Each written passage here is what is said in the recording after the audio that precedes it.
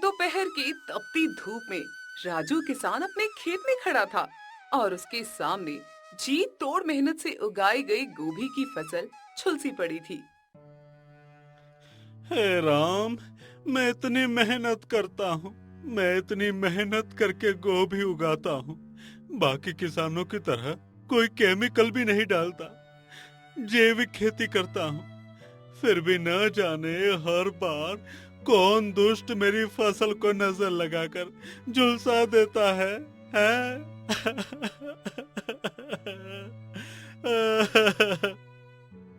तभी राजू की पत्नी कमला गुस्से से तमतमाते हुए वहां आई। सुनिए जी, कब तक दूसरों की चालाकियों का शिकार होते रहेंगे? पता क्यों नहीं करते कि हमारे फसल को रातें बर्बाद करने वाला पापी है कौन? जरा घर की हालत तो देखिए। ना तो बच्चों को भरपेट खाना नसीब होता है और ना ही अब और अधिक उधार लेने की औकात बची है। मैं क्या करूं भाग्यवान। दिन रात तो खेतों में पहरा देता हूँ। फिर भी न जाने कौन जलनखोर मौका देखकर मेरी मेहनत का फल हर बार लूट लेता है और मेरे हिस्से ये सड़ी गली गोभियां छोड़ जाता है। तभी अचानक खेत के दूसरी तरफ से जोर का ठहाका गूंजा, जहां राजू का पड़ोसी किसान कालू अपने ताजे हरे गोभी के ढेर के पास खड़ा था। अरे राजू भाई, खेती सबके बस की बात नहीं होती। तो कोई और काम क्यों नहीं करता भाई? देख मेरी गोभियां, अरे कितनी मोटी और ताजी हैं। बाजार में इसे मैं बहुत ही ऊंचे दाम पर बेचूंगा। बधाई हो कालू भाई। काश मेरी किस्मत भी तुम्हारी तरह अच्छी होती। अगर तू भी मेरी तरह मास्टर जी की बात मानता और उनके खेतों में काम करता तो आज तेरी हालत भी मेरी जैसी होती। पर तुझे तो अपने खेत देखने थे। उनमें भी वही गोभी उगानी थी जिसका व्यापार मास्टर जी सालों से कर रहे थे। इसलिए कहते हैं कि सज्जन पुरुष के पेट पर लात नहीं मारनी चाहिए। हाँ। ये सुन राजू के चेहरे पर लाचारी और गुस्से की लकीरें एक साथ उभर आईं। ऊपर से कालू की हंसी उसके जले पर नमक छिड़कने जैसा था। इतनी सुबह सुबह कहाँ जा रहे हो जी? शहर जा रहा हूँ भाग्यवान। गांव में तो ये सड़ी हुई सब्जियां बिकने से रही, क्योंकि यहाँ पहले से ही बहुत से खेत हैं। शहर में बहुत कम लोग ही गोभी बेचते हैं। शायद कुछ सस्ते में मेरी गोभी भी बिक जाए। राजू शहर पहुंचकर बहुत ही कम दाम में अपनी गोभी को बेचने लगा। गोभी ले लो, गोभी केवल 5 रुपए में, केवल 5 रुपए में गोभी ले लो। 5 रुपए की गोभी सुनते ही सारे लोगों के कान खड़े हो गए और वो राजू के दुकान पर टूट पड़े। लेकिन गोभी की दुर्गंध पड़ते ही वो नाक भी सिकोड़ कर चले जाते। अरे राम राम राम। अरे ये गोभी तो बहुत सड़ी हुई है। हैं? अरे क्यों रे, 5 रुपए बोलकर हमें पागल बनाता है? अरे लोगों को सड़ी गली सब्जी बेचता है, मूर्ख कहीं के। तुम जैसे धोखेबाजों का तो इलाज जरूर होना चाहिए। रुक जा तू। तभी वो व्यापारी कुछ अन्य व्यापारियों के साथ मिलकर राजू की खूब पिटाई करता है और उसके सारे गोभी भी नाली में फेंक देता है। चल भाग गया यहाँ से, और कभी देखना मत। ये गांव वाले शहर वालों को कुछ ज्यादा ही पागल समझते हैं। हाँ? भीषण पिटाई से राजू लहूलुहान हो गया और मंदिर की सीढ़ियों पर दर्द से कराहने लगा। लेकिन उसके दिमाग में अब भी अपने परिवार का भूखा चेहरा मंडरा रहा था। आह, आह, हे भगवान, अब क्या करूं? बच्चों को क्या खिलाऊं? घर कैसे चलाऊं? सोचा था अगर मेरी गोभी न बिकी तो आज उसी की सब्जी बनाकर खाऊंगा, लेकिन उस दुष्ट ने तो उसे भी नाली में फेंक दिया। तभी मंदिर के दरवाजे पर उसे एक परछाई दिखाई दी जो शहर के मशहूर वैद्य बंसी काका थे। बंसी काका धीरे धीरे राजू के पास आते हैं और उसके कंधे पर हाथ रखते हैं। बंसी काका, आप यहाँ? बेटा, मैं तुम्हारी तकलीफ जानता हूँ। तू हार मत मान और मेहनत के साथ साथ बुद्धि भी लगा। देखना, धीरे धीरे सब ठीक हो जाएगा। लेकिन काका, अब तो मेरे पास कुछ भी नहीं बचा, न उम्मीद न हिम्मत। जब भी मैं इस उम्मीद से खेती करता हूँ कि शायद इस बार मेरी फसल अच्छी होगी, पता नहीं कौन दुष्ट मेरे खेतों में कुछ डालकर मेरी सारी फसल खराब कर देता है। ये लो, इसमें जड़ी बूटी है, इसे खेत में डालना। जिस बीज के साथ ये मिलेगी वो कभी खराब नहीं होगी। जड़ी बूटी? लेकिन काका, क्या ये सचमुच काम करेगी? काम खेत में नहीं, तेरे दिल में होगा। एक बात याद रख, असली जादू बीज में नहीं, उस प्यार में है जो तू अपनी मिट्टी में डालता है। ये कहकर बंसी काका मंदिर की सीढ़ियों में गुम हो गए। तभी रात के समय राजू अपने गांव लौटता है और मिट्टी खोदकर वो जड़ी बूटी अपने गोभी के बीजों के साथ मिलाकर उन्हें बो देता है। हे भगवान, ये आखिरी कोशिश है। अगर ये भी न चला तो शायद मेरी जिंदगी हमेशा के लिए अंधेरे में डूब जाएगी। इस बार मेरी किस्मत जरूर बदलना बाबा। तभी कुछ दिन बाद अंबरपुर का वही सूना खेत, जहाँ कुछ दिन पहले निराशा का अंधेरा था, अब हरियाली से चमक रहा था और राजू के चारों तरफ मोटी मोटी हरी गोभियां धरती पर मोती की तरह बिखर गए थे। भगवान, अरे ये तो अद्भुत चमत्कार हो गया। अरे कल तक सूखा पड़ा मेरा खेत आज जैसे स्वर्ग बन गया है। अरे ये कैसा हो गया? सच में जी, इतनी मोटी और ताजा गोभी तो मैंने आज तक देखी ही नहीं। तभी दूर से मास्टर जी और कालू आते हैं और ये नजारा देख दोनों दंग रह जाते हैं। अरे ये कैसे हो सकता है? हैं? मेरे खेत में तो कुछ भी नहीं उगा और इसके खेत में इतना बड़ा चमत्कार। इसमें जरूर कुछ राज है, वरना ये मामूली किसान इतना जल्दी नहीं जीत सकता। अरे तूने वो फसल बर्बाद करने वाली केमिकल तो डाली थी ना? हैं?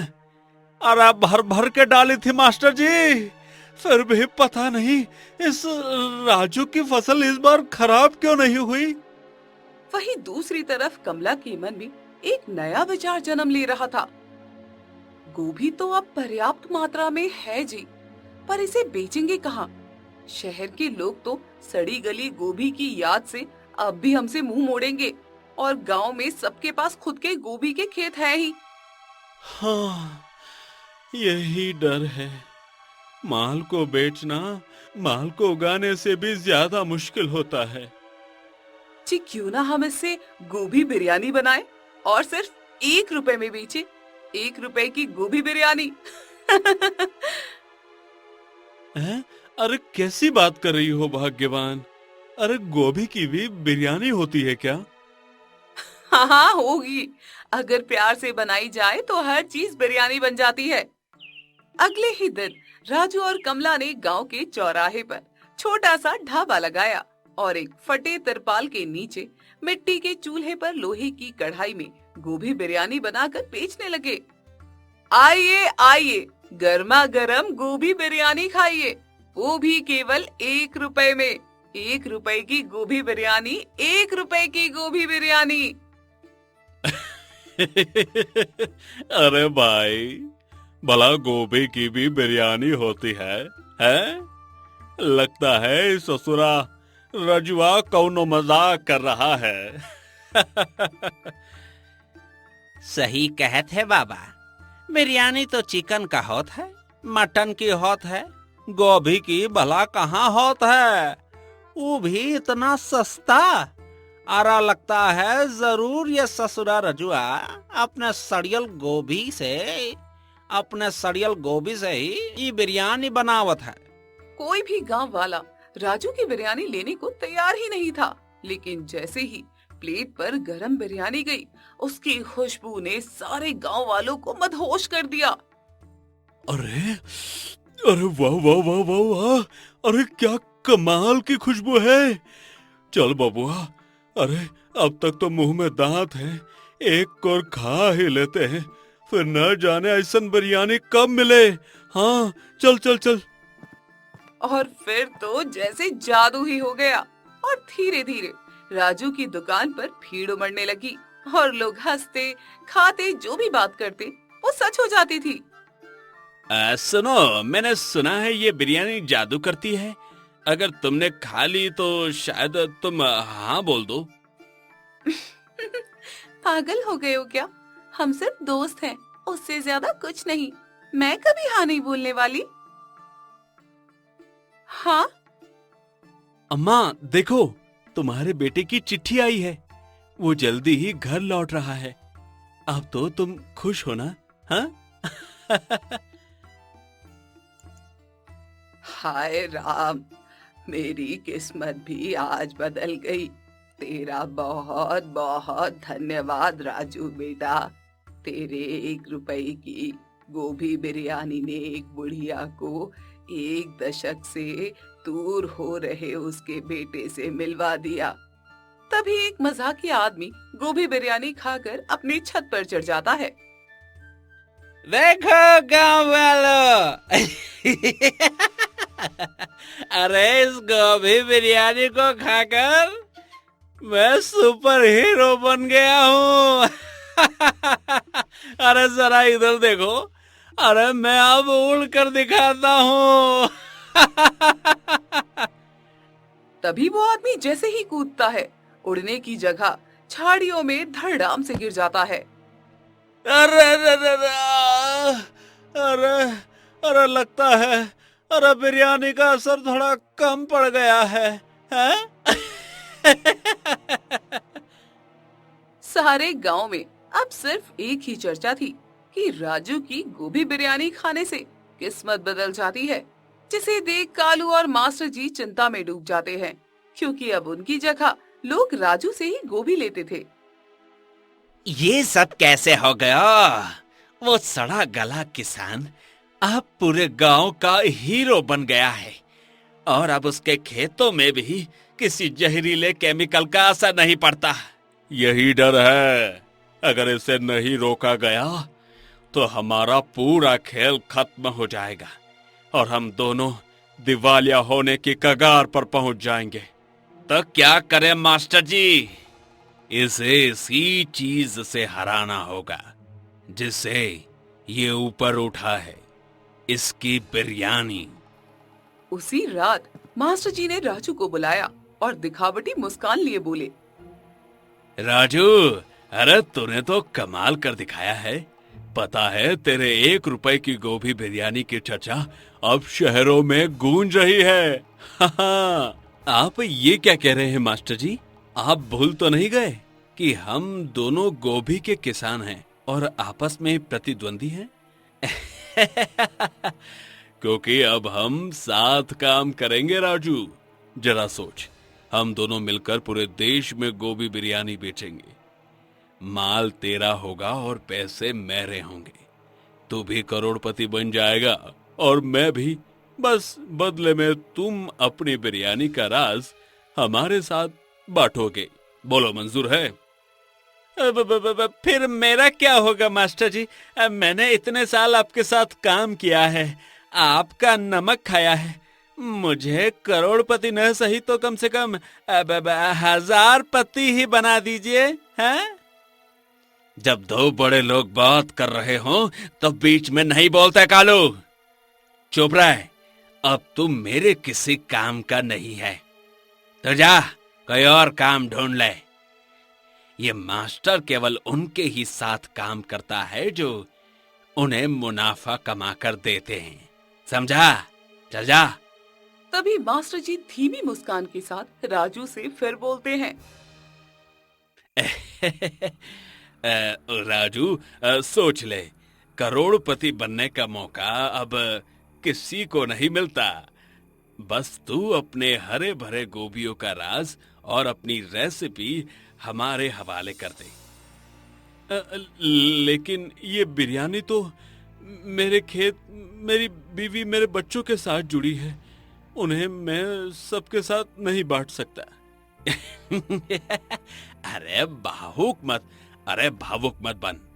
ये सिर्फ गोभी, चावल और मसालों का मेल है, और वैसे भी पैसों से बड़ा कोई जादू नहीं होता। ये सुन राजू चुप हो गया। उसकी आंखों में लालच और डर की हल्की चमक थी। तभी उसने कमला की ओर देखा। वो कांपती आवाज में बोलती है, नहीं जी, ऐसा करना ठीक नहीं है। आपने देखा नहीं हमारे 1 रुपए की स्वादिष्ट गोभी बिरयानी को कैसे रिक्शे, टोली वाले से लेकर मजदूर तक खाते हैं। मुझे पता है अगर आपने मास्टर जी की शर्त स्वीकार कर ली ना, तो अधिक मुनाफे कमाने के लिए वो ये बिरयानी महंगे दामों पर बेचेंगे। हाँ, पर जरा सोचो भाग्यवान, अगर हम अमीर हो गए तो हमारे बच्चों का भविष्य बदल जाएगा, तुम्हारा भविष्य बदल जाएगा।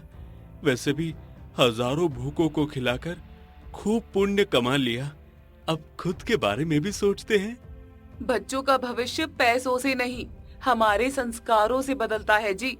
जीवन में पैसा ही सब कुछ नहीं होता, लोगों की दुआएं भी मायने रखती हैं। ये सुन राजू का चेहरा पत्थर सा हो गया। उसका मन भीतर से टूट रहा था। सामने करोड़ों का लालच, पीछे कमला की सच्चाई। तभी वो अचानक खड़ा हो जाता है और जोश से बोलता है, नहीं मास्टर जी, मैं आपकी साझेदारी नहीं लूंगा। हमने अपनी दुकान सेवा भाव से चालू की है, ताकि गरीब से गरीब लोग भी अच्छी गोभी बिरयानी खा सके। अगर मैं इसे धंधा बनाकर बेचूंगा तो इसका जादू मर जाएगा। आप जाइए यहाँ से। अरे मूर्ख कहीं के, तुझे समझ नहीं आता क्या? मैं तुझे राजा बना सकता हूँ और तू मुझे ठुकरा रहा है। हम राजा नहीं बनना चाहते, हमें बस अपने गांव वालों की दुआएं चाहिए। ये सुन मास्टर जी का चेहरा गुस्से से तमतमा उठा। तभी कालू अचानक पीछे से आता है। अरे मास्टर जी, छोड़िए इस गोभी बिरयानी को। आपसे हम मटन बिरयानी बनाएंगे और देश भर में मटन बिरयानी की फ्रेंचाइजी खोलेंगे, और इस बार पक्का मैं आपका मुनाफा कमा कर दूंगा। बस आप मुझे अपनी नौकरी से मत निकालो। हाँ, यही सही है। इन्हें छोड़ो, असली खेल अब हमारे हाथ है। तुम जाओ मटन बिरयानी बनाना सीखो। तब तक मैं देश भर में हमारी मटन बिरयानी दुकान खोलने के लिए किसी बैंक और निवेशक से बात करता हूँ। अगले कुछ महीनों में पूरे देश भर में मास्टर जी के मटन बिरयानी फ्रेंचाइजी के बोर्ड लग गए थे, और बड़े बड़े शहरों में दुकानें खुली, और महंगी कुर्सियां, चमचमाते बोर्ड और विज्ञापनों पर लाखों खर्च हो गए थे। अरे देखो देखो, एक ग्राहक आया है, आओ उसका स्वागत करो। आइए जी, मास्टर जी के गर्मा गर्म मटन बिरयानी खाइए, मात्र 50 रुपए में। मात्र 50। अरे छी, अरे ये तो बहुत बेस्वाद है। अरे इससे अच्छा तो अरे राजू की गोभी बिरयानी है, जो उसके मटन बिरयानी से अच्छी भी है और सस्ती भी। अरे थू, चलो वहीं चलते हैं। मास्टर जी और कालू के लाख कोशिशों के बाद भी उनका धंधा नहीं चला, और धीरे धीरे उनके सारे दुकानों पर ताले लगने लगे, और भारी कर्ज, बैंक के नोटिस के कारण उन दोनों को जेल हो गई। वहीं दूसरी तरफ राजू हंसी खुशी 1 रुपए की गोभी बिरयानी लोगों को खिलाता रहा। दोस्तों आ ही गए हो तो चैनल को सब्सक्राइब कर देना और वीडियो अच्छी लगे तो लाइक और शेयर भी कर देना और बेल आइकन जरूर दबा देना ताकि आपको नए वीडियोस की नोटिफिकेशंस मिलती रहे।